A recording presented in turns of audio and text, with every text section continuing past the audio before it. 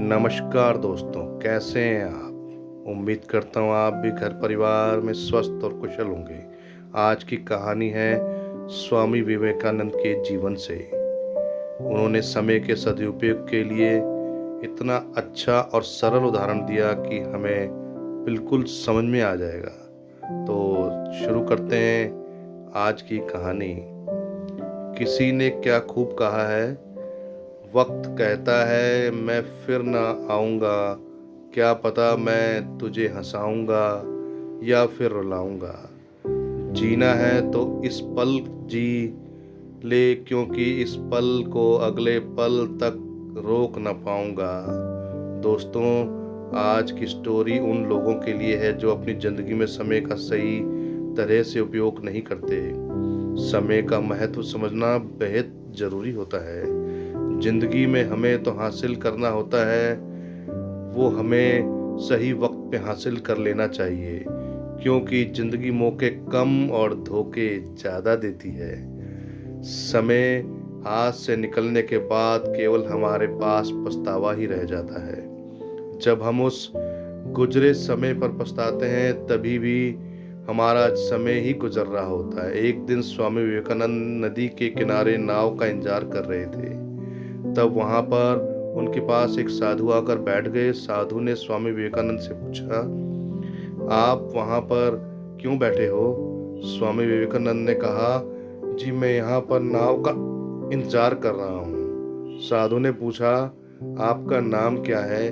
विवेकानंद ने कहा कि मैं विवेकानंद हूँ। साधु चौंक गए और कहने लगे कि आप सच में वो महान स्वामी विवेकानंद ही हैं।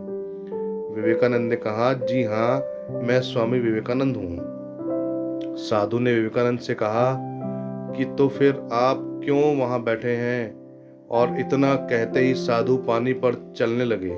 साधु ने पानी पर चलते हुए स्वामी विवेकानंद से कहा कि देखो, मैं पानी पर चल सकता हूँ, क्या आप नहीं चल सकते हो।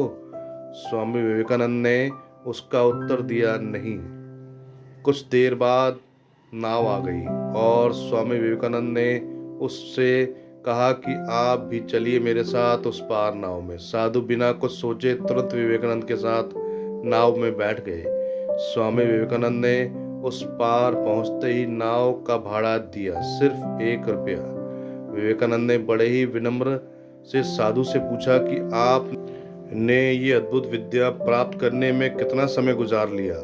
साधु ने कहा कि मैंने ये विद्या प्राप्त करने के लिए 15 साल व्यतीत किए, जब जाके मुझे ये विद्या प्राप्त हुई। स्वामी विवेकानंद ने साधु से कहा कि आपने जो विद्या प्राप्त की है, उस विद्या के लिए केवल 50 पैसे देकर आप इस पार से उस पार जा सकते हो। यानी केवल 50 पैसे के लिए आपने अपने 15 साल बिगाड़ लिए।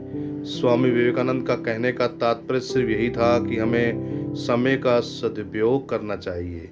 हमें इस तरह बेकार के कामों में अपना समय नहीं बिगाड़ना चाहिए। तो दोस्तों, ये कहानी आपको कैसी लगी और इस कहानी ने आपको कुछ भी सिखाया हो, 1% ही चलो सही, तो कहानी को लाइक जरूर करें, कमेंट करें, शेयर करें अपने दोस्तों में। तो मिलते हैं अगली कहानी में। नमस्कार, जय हिंद, धन्यवाद।